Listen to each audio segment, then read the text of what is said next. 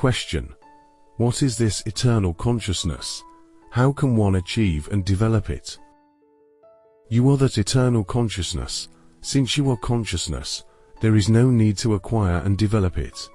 You just have to give up the consciousness of non-self objects. If man abandons the consciousness of the non-self objects, only pure consciousness remains, and that is the soul. Question: if consciousness is the soul, then why am I not aware of it at this time? There is no duality. Your present knowledge is due to ego. It is relative knowledge, which requires the observer and the observed. The consciousness of the soul is complete. There is no need for any object of knowledge or sight in it. In this way, memory is also relative, which requires the rememberer and the thing to be remembered. But where there is no duality, then who should remember whom? The soul is always present. Every person wants to know the soul. What kind of help is required to know oneself? People want to see the soul as some new substance.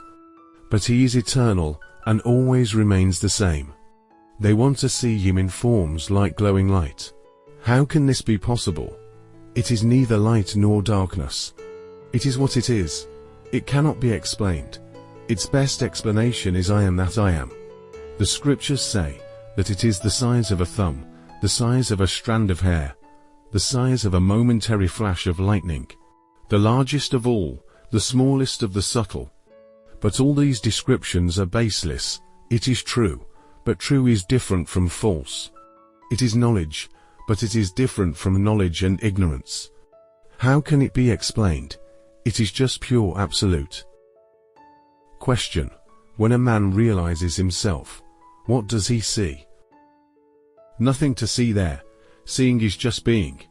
What we call self-realization is not achieving something new, or achieving some distant goal, but simply becoming what you always are, and always were.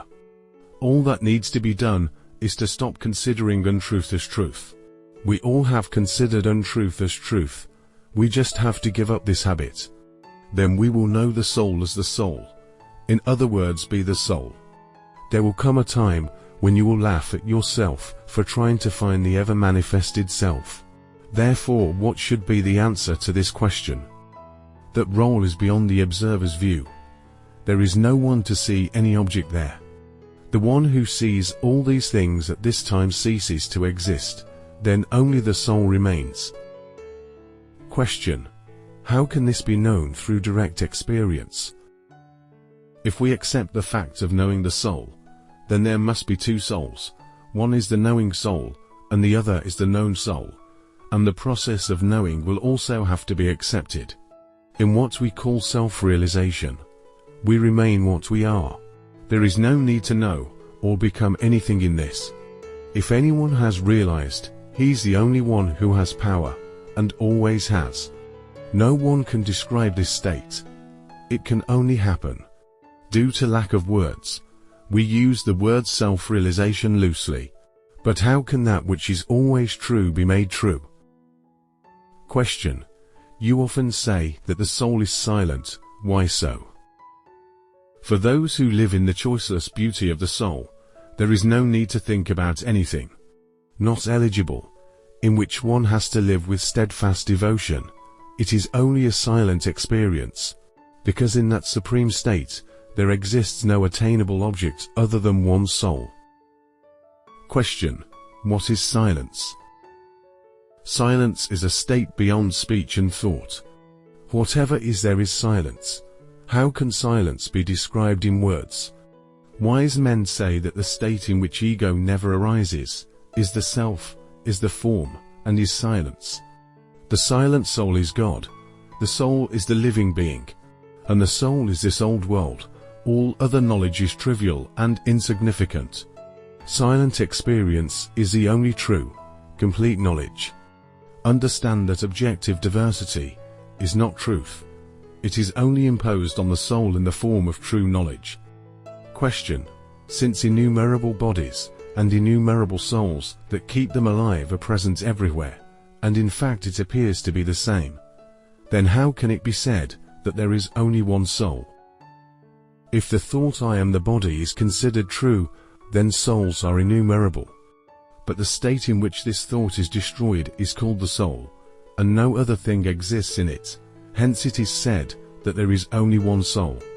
The body exists only in the vision of the soul illusion mind, not in the natural vision of the true soul. Hence it is wrong to call the soul in the form as physical. There is no world except the body. There is no body except the mind. There is no mind except consciousness. And consciousness does not exist except the reality. For the knowledgeable person who has known the soul by immersing himself within himself, there is no other thing that can be known other than the soul, because the ego which considers itself identical with the body has been destroyed. That is why it is the formless true form. The wise know that he is the soul, and apart from the soul, there is no body or anything else.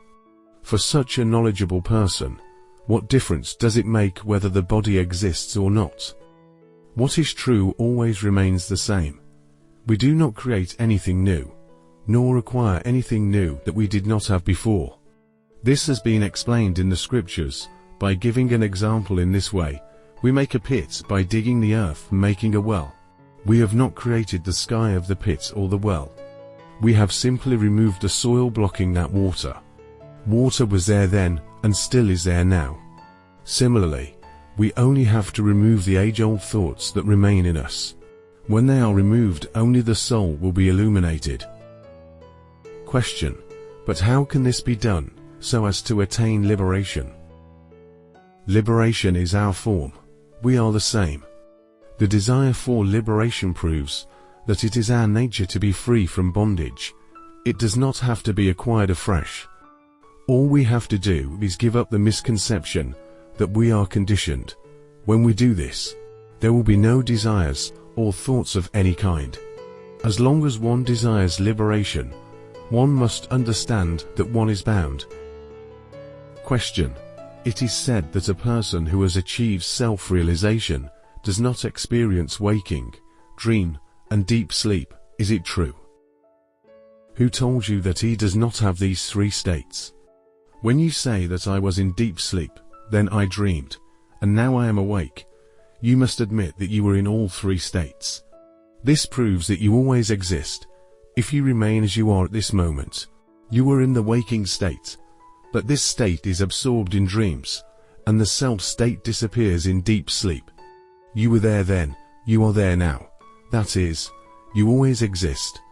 The three stages come and go and are impermanent, but you remain constant all the time.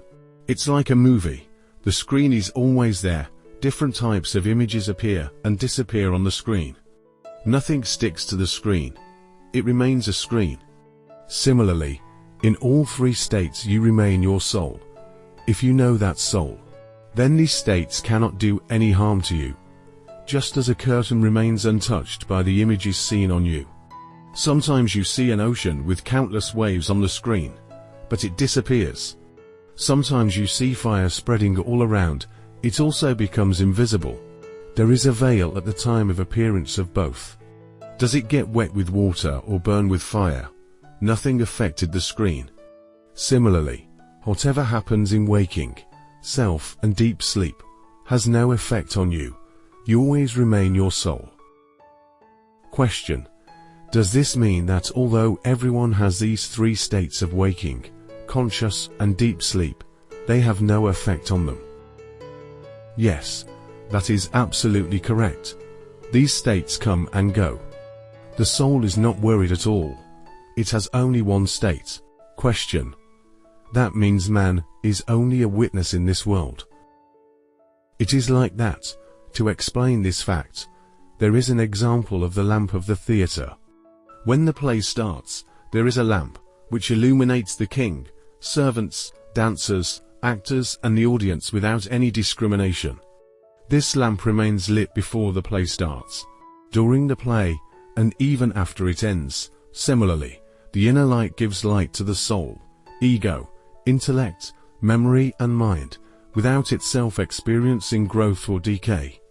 Ego is not experienced in sleep and similar states of unconsciousness, yet the soul continues to shine on its own in its formless form. In fact, the fact that the soul is a witness is also just a thought of the mind, not the complete truth of the soul. Being a witness requires evidence. Both the witness and its evidence are imaginations of the mind. Question: but why do these three stages keep coming and going on the screen of the soul or in the supreme state? Who asks this question? Does the soul say that these three states come and go? It is the seer who says that these things come and go. The observer and the observed together form the mind. Find out whether there is such a thing as mind or not, by exploring in this way. The mind becomes absorbed in the soul, and then neither the observer nor the observed remains. Therefore, the correct answer to your question is that they neither come nor go. The soul always remains as it is.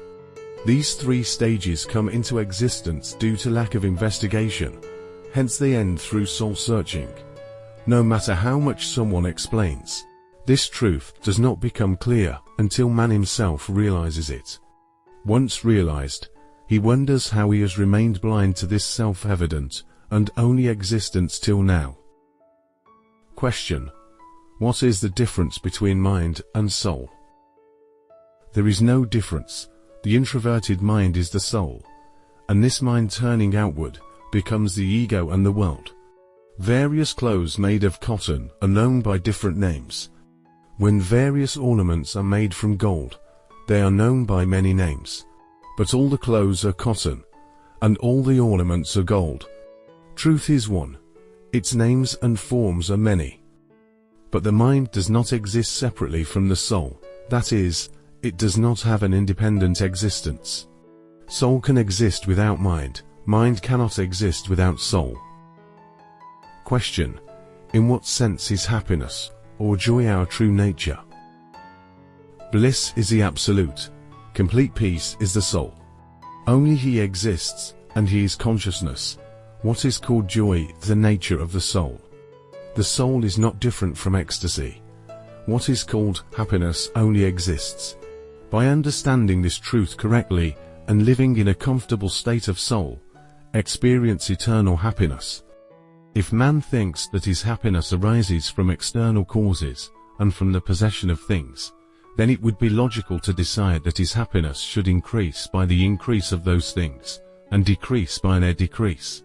Therefore, when he has nothing, his happiness should completely end. But what is the real human experience? Is he in line with this decision? In deep sleep a person has nothing, not even a body. Then instead of being sad, he becomes completely happy. Every human being wants deep sleep. The conclusion is that happiness lies within the human being and does not arise from external causes or devices. To open the treasure of unmixed, pure happiness, man must achieve self-realization.